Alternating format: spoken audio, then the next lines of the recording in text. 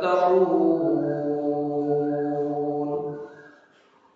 وقال عليه الصلاة والسلام: شهر رمضان الذي أنزل فيه القرآن هدى للناس وبينات من الهدى والفرقان.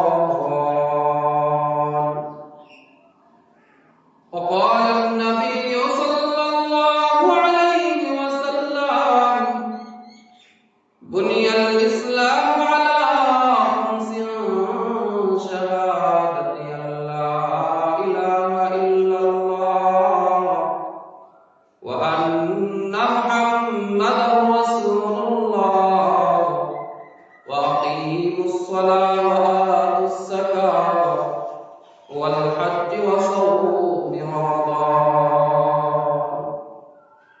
اللهم صل على محمد وعلى آل محمد كما صليت على إبراهيم وعلى آل إبراهيم إنك حميد مجيد.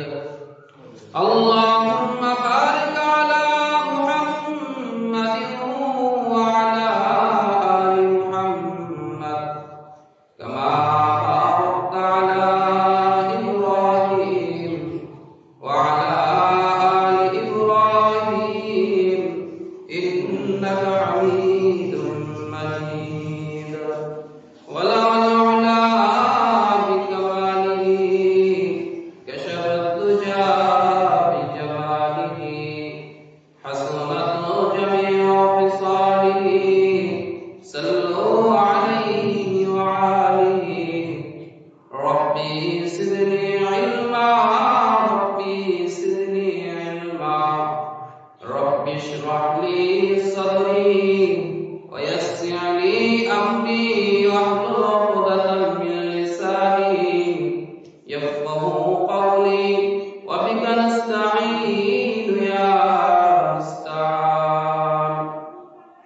اللہ اللہ کیا مبارک نام ہے، اللہ اللہ کیا مبارک نام ہے، اللہ اللہ عاشقوں کا کام ہے، اللہ اللہ عاشقوں کا کام ہے.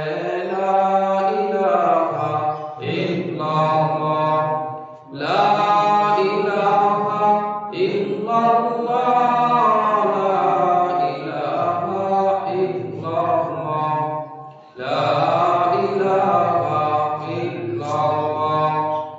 لا إله إلا الله، لا إله إلا الله، لا إله إلا الله محمد رسول الله صلى الله عليه وسلم. الحمد لله আল্লাহ সুবহানাহু ওয়া তাআলার দরবারে অসংখ্য লাখ কোটি শুকরিয়া যে মহান রব আমাদেরকে মাসের মধ্যে শ্রেষ্ঠ মাস, সপ্তাহের মধ্যে শ্রেষ্ঠ দিন, পবিত্র জুমার নামাজের উদ্দেশ্য নিয়ে দুনিয়ার মধ্যে শ্রেষ্ঠ জায়গা, উত্তম জায়গা, আলোকিত জায়গা ওই মহান নবের ঘর মসজিদে আসার এবং বসার তৌফিক দিয়েছেন। সেজন্য সকলে দিল থেকে মহান নবের শুকরিয়া আদায় করি আলহামদুলিল্লাহ। আসলে আমরা রমজানের অপেক্ষায় ছিলাম, দেখতে দেখতে আমাদের মাঝ থেকে তৃতীয় দশকের প্রথম দশক আজকে আমাদের মাঝ থেকে বিদায় নিয়ে চলে যাইতেছে। এরকম ভাবে আমাদের হায়াত অতিবাহিত হয়ে যাইতেছে, হায়াতগুলি শেষ হয়ে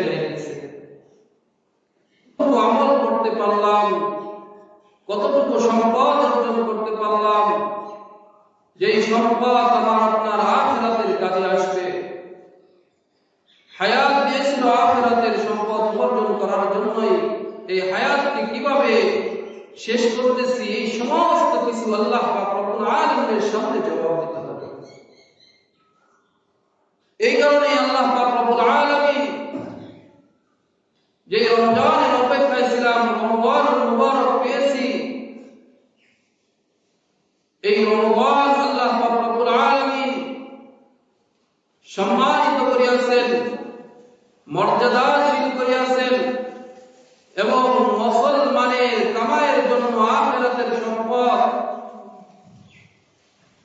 যে এত বড় ফজিলত করিয়া দিয়েছেন যে বলা হয়েছে কোন বান্দা আমি আল্লাহ পাক রব্বুল আলামিনের জন্যই যদি রোজা রাখে, আমি আল্লাহ পাক রব্বুল আলামিনকে যদি সন্তুষ্ট করার তার মূল মাকসাদ উদ্দেশ্য থাকে, তো এই রমজানের শেষ রাত্রে আমি আল্লাহ পাক রব্বুল আলামিন তার হায়াতের तमाम জিন্দেগীর গুনাহটাকে maaf করে দেব। তাহলে আমার আপনার চিন্তা করা দরকার কত ফজিলতপূর্ণ এই মাসটা। তো আমাদের জানতে হবে, বুঝতে হবে এই মাসকে আল্লাহ কেন এত দাবি করলেন, কিসের জন্য তার এত দাম, তার এত মূল্য। আল্লাহ পাক রব্বুল আলামিন কোরআনের মধ্যে বলেন, শাহরু রমাদান আল্লাযী উনজিলা ফীহিল কুরআন হুদাল লিন-নাসি ওয়া বাইয়িনাতিন মিনাল হুদা ওয়াল ফুরকান। আমি আল্লাহ পাক রব্বুল আলামিন এই কালামুল্লাহ কুরআনে কারীম এই রমজানে কি করেছি, নাযিল করিয়াছি হুদাল লিন-নাস, সমস্ত মানুষের হিদায়াতের জন্য, শুধু হিদায়াতের জন্য নয়, ওয়াল ফুরকান এই কুরআন হক এবং বাতিল পার্থক্য তোমরা করতে পারবা। এই কুরআনের মাধ্যমে কোনটা সঠিক, কোনটা বেঠিক, কোনটা বৈধ, কোনটা অবৈধ, এই পার্থক্য তুমি করতে পারবা। এই জন্যই এই কুরআনকে আমি নাযিল করেছি। শুধু কুরআনে রমজান আল্লাহ পাক রব্বুল আলামিন নাযিল করেন নাই, পূর্বে যত আসমানি কিতাব এসেছে, যত ওজিফা এসেছে, এই রমজানেই আল্লাহ পাক রব্বুল আলামিন নাযিল করেছেন। তাফসীরে মারুফুল কুরআনের মধ্যে পাওয়া যায় প্রথম রমজানে হযরত ইব্রাহিম আলাইহিস সালাতু ওয়াস সালামের ওজিফা নাযিল করা হয়েছে। এরপর তাওরাত নাযিল করা হয়েছে রমজানে, ইনজিল নাযিল করা হয়েছে রমজানে, জাবুর নাযিল করা হয়েছে রমজানে। তবে পূর্বে যেই রমজান ছিল, রোজা ছিল, আমাদের রোজা রাখার পদ্ধতি তাদের পদ্ধতি এক ছিল না। তাদের রোজা রাখার সিস্টেম ছিল তারা ঘুমায় যাওয়ার পর আর খানাপিনা খাইতে পারবে না। ঘুমানোর পর থেকে নিয়ে পরের দিন সন্ধ্যার আগ পর্যন্ত তাদের কোনো খানাপিনার ব্যবস্থা ছিল না। যদি কেউ ঘুমাইয়া মাঝরাতে জাগতো, সে আর কোনো খানা খাইতে পারত না। তাদের জীবন ছিল ঘুমানোর আগে যা হলো খেয়ে ঘুমাবা, ঘুমাবার পর আর কোনো খানা খাওয়ার সিস্টেম নাই। তাদের রোজা ছিল আশুরার রোজা। এই রমজান মাস তাদের উপর রোজা ফরজ করা হয় নাই। যখন আল্লাহ পাক রব্বুল আলামিন কালামুল্লাহ কুরআন, এই কুরআনকে রমজান মাসে নাযিল করলো, এই কুরআনের বদলতে, এই কুরআন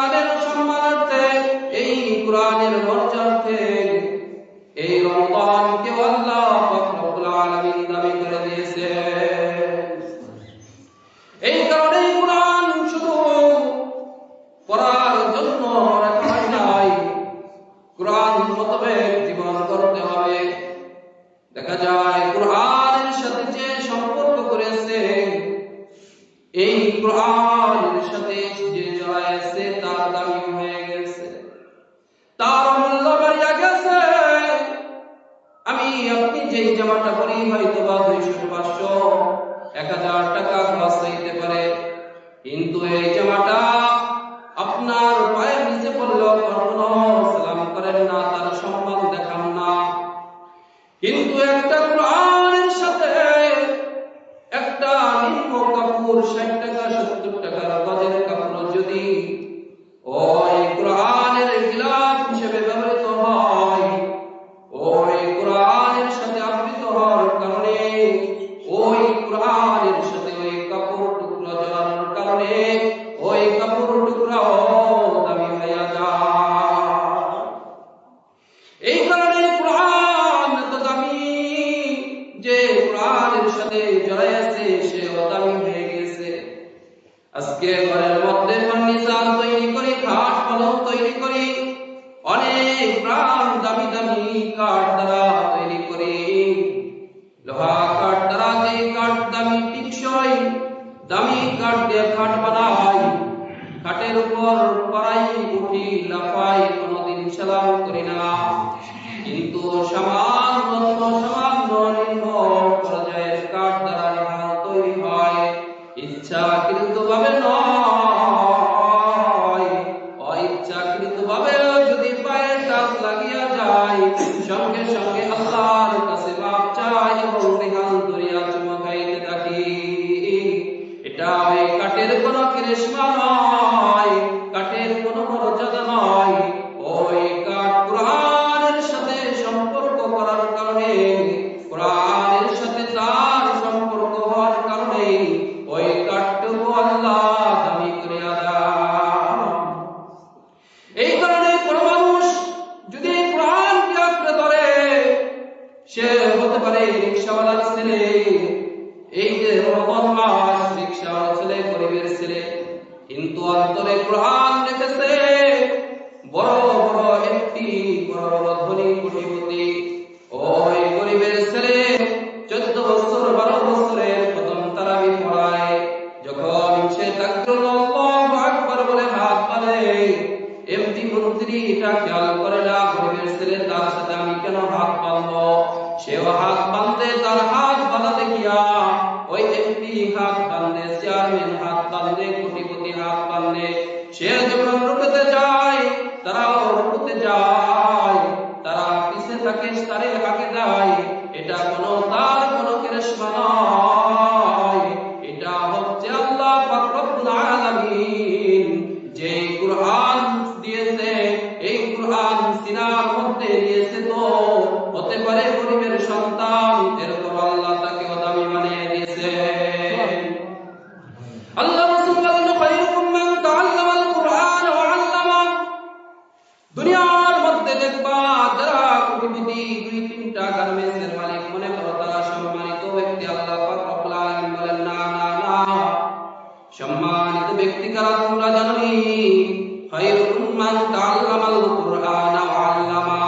দুনিয়ার মধ্যে সম্মানিত ওই ব্যক্তি আমি রাসূলের কাছে, দুনিয়ার মধ্যে সম্মানিত ব্যক্তি ওই ব্যক্তি যে তিনি ইলম কুরআন শিক্ষা করে এবং অপরকে শিক্ষা দেয়, তারাই হচ্ছে দুনিয়ার মধ্যে শ্রেষ্ঠ মানুষ। এটাই শুধু নয়, কোন ব্যক্তি যদি ঘর থেকে কোরআন শিক্ষা করার জন্য বের হয়, হাদিসের মধ্যে আছে গাছের পাখিগুলি তার জন্য মাগফিরাতের দোয়া করে, পিপিলিকা তার জন্য দোয়া করে, দোয়া করতে থাকে।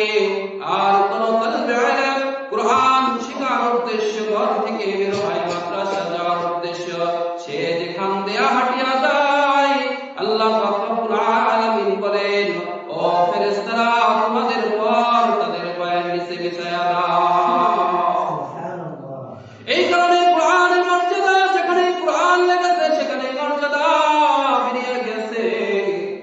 কোরআন রমজান মুবারকের শেষ দশকে নাযিল হয়েছে। লাউহে মাহফুজ থেকে আল্লাহ পাক রব্বুল আলামিন কোরআনকে একসাথে নাযিল করেছে। এরপর প্রথম আসমান থেকে দুনিয়ায় কবি 1 আয়াত, কবি 2 আয়াত, কবি 2-4 আয়াত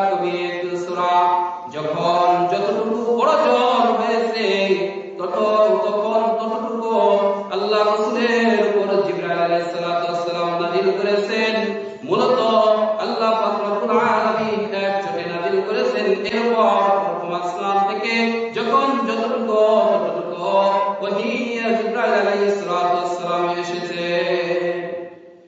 এই কারণে রমজান এত দামি হয়েছে কিসের জন্য? কোরআনের কারণে। আজকে আমরা কোরআনকে ভুলে গেছি। ঘরের সমস্ত জিনিসের যত্ন আছে, ময়লা করতে দেয় না। সপ্তাহের পর সমস্ত আলনা টিভি যা কিছু আছে পরিষ্কার করে। ওই কোরআন কবে রেখেছে? ধুলায় পড়িয়া গেছে, খুলিয়া দেখা হয় না। নিজে কোরআন পড়তে পারে না, স্ত্রী কোরআন পড়তে পারে না, সন্তান আদিদেরকেও কোরআন শিক্ষার কোনো গুরুত্ব দেয় না। কোরআন যেখানে আল্লাহ রাসূল বলেন এই কোরআন তেলাওয়াতের মাধ্যমে রহমত নাযিল হয়, কোরআন তেলাওয়াতের মাধ্যমে ঘরে রহমত বর্ষিত হয়। আজকে আমরা কোরআনকে অফ করিয়া টিভি সিরিয়াল চালিয়ে দিয়েছি। এই কারণে সংসারের মধ্যে কত টাকা পয়সা থাকাও সত্ত্বেও কোনো সুখ নাই। স্বামী বলে স্ত্রী আমার কথা শুনে না, স্ত্রী বলে স্বামী আমার কথা শুনে না, সন্তান কথা শুনে না। দুনিয়ার মধ্যে কেউ কারো কথা শুনে না, সকলেই নিজেই মাতুব্বা, কারো কথা কেউ শুনতে চায় না। ঘরের মধ্যে যত প্রকার অশান্তি লেগেই থাকে, এর মেন মাকসাদ হলো রহমত, শান্তি আসার যেই মাধ্যম, এই মাধ্যমটা আমরা বন্ধ করে দিয়েছি নিজেরাই। এই কারণেই রহমত ঘরের মধ্যে, সংসারের মধ্যে ঢোকে না। এই কারণে কোরআনের তোমার যত সম্মান, এই কোরআনকে আল্লাহ পাক রব্বুল আলামিন এই রমজানুল মাসে নাযিল করা হয়েছে। এই কোরআন হাশরের ময়দানে যেদিন এত ভালোবাসার মানুষ, ছেলেকে ভালোবাসি, বাবাকে ভালোবাসি, মাকে ভালোবাসি, দুনিয়ার মধ্যে যাদেরকে মনে করতাম সব থেকে বেশি আপন, সব থেকে বেশি প্রিয়, আল্লাহ পাক রব্বুল আলামিন আগের থেকে বলে দিয়েছেন ইয়াউমা ইয়াফিরুল মারউ মিন আখিহি ওয়া উম্মিহি ওয়া আবিহি ওয়া সাহিবাতিহি ওয়া বানিহি। যারা আজকে আপন মনে করতাম, ভালোবাসার মানুষ মনে করতাম, ওই হাসরের ময়দানে কেউ আমাদেরকে চিনবে না, কেউ কাউকে পরিচয় দিবে না। পরিচয় দিলে না চাই আমার আমলনামা লিখে বসে, এই ভয়ে কেউ কাউকে পরিচয় দিবে না। কিন্তু হ্যাঁ, যদি কোরআনকে মুহাব্বত করতে পারি, কোরআনকে যদি দুনিয়ার বুকে ভালোবাসতে পারি, অন্তরের মধ্যে কোরআনকে জায়গা করে দিতে পারি, হাসরের ময়দানে কোরআন দাঁড়ায় যাবে, আয় আল্লাহ এই বান্দাকে তুমি কই দাও, এ তো আমাকে দুনিয়ায় থাকতে মুহাব্বত করতো, আমাকে পড়তো, আমাকে পড়তে পারতো না, চেষ্টা করতো আমার পড়তে হাত বুলাইতো, চোখের পানি ছেড়ে দিত। আমার মুহাব্বতের মানুষকে তুমি আজকে জাহান্নামে দিতে পারো না বান্দা। আল্লাহ তুমি যদি তাকে জাহান্নামে দিতে চাও, আল্লাহ বলে নো কোরআন সে তো গুনাহগার, কোরআন ডাকতে বলবে গুনাহগার যদি না হতো তাহলে তো তুমি জান্নাতে দিয়ে দিতা, আমার সুপারিশ করার কোনো আশাই থাকতো না, আশার দরকারও হতো না। তুই গুনাহ করেছে, হয়তো তুমি তাকে মাফ করে দাও, নতুবা আমি তোমার কোরআন আমাকে অস্বীকৃতি দাও, আমাকে অস্বীকার করো, নয়তো আমার এই মুহাব্বতের বান্দাকে মাফ করিয়া দাও। এই কোরআন সুপারিশ করবে। যদি কোরআনের সাথে সম্পর্ক না রাখি কিভাবে সুপারিশ করবে? সে তো আমাকে চিনবে না।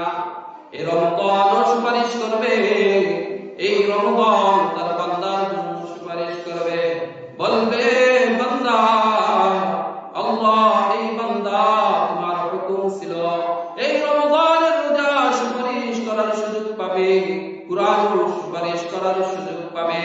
আজকে যদি কোরআনকে ভুলে যায়, আমি আপনি রমজান মাস পাইলাম, অবহেলার মধ্যে কাটায় দিলাম, আমি রমজান সুযোগ পাইলাম, আগামীবার রাখবো এই ফিকির করলাম, গ্যাস্ট্রিক হয়েছে এই অজুহাত দিয়ে ছেড়ে দিলাম। আল্লাহ পাক রব্বুল আলামিন কালামুল্লাহ শরীফের মধ্যে বলে দিয়েছেন, আল্লাহ রাসূল ব্যাখ্যা করে দিয়েছেন, হাদিসের মধ্যে আল্লাহ রাসূল বলে দিয়েছেন, এই রমজানের যেরকম ভাবে সব থেকে ভালো পুরস্কার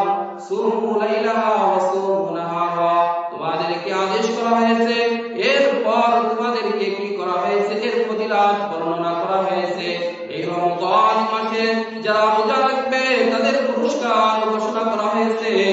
তাদের ঘোষণা, এক নম্বর ঘোষণা হলো, এর পুরস্কার স্বয়ং আল্লাহ পাক রব্বুল আলামিন নিজ হাতে দিবে। হ্যাঁ, তোমরা আনন্দিত হয়েছো, তোমাদের কারণে যে দুর্গন্ধ হয় না খেয়ে থাকার কারণে, এই দুর্গন্ধ আল্লাহ পাক রব্বুল আলামিনের কাছে মিশকে অন্তরের মতো ঘ্রাণযুক্ত হয়। এই রমজানে রোজা রাখার কারণে তোমাকে যে জান্নাত আল্লাহ দিবে, সেই জান্নাত সাজানো হয়। এই রমজানের যেরকম ভাবে ফজিলত বর্ণনা করা হয়েছে, আর এর পরেও বলা হয়েছে যে ইচ্ছাকৃতভাবে কোন বালা মুসিবত অসুখের কারণে নয়, ইচ্ছাকৃতভাবে কোন বান্দা সেহরি খেয়েছে, ঠিক আছে, এরপর ইফতারের আগে যদি রোজাকে ভেঙে ফেলা হয়, তার কাছে কিরকম আচরণ করা হবে আল্লাহ রাসূল বলে দিয়েছেন।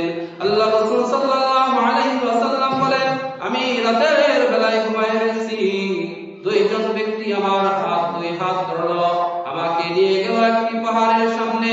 ওই পাহাড়ে আমাকে দুইজন হাত ধরায় উপরে উঠাইলো। আমি দেখি বিকট আওয়াজ, চিল্লানোর আওয়াজ। আল্লাহ রাসূল জিজ্ঞাসা করলেন, এটা কিসের আওয়াজ? আল্লাহ রাসূলকে বললেন, সামনে তাকান।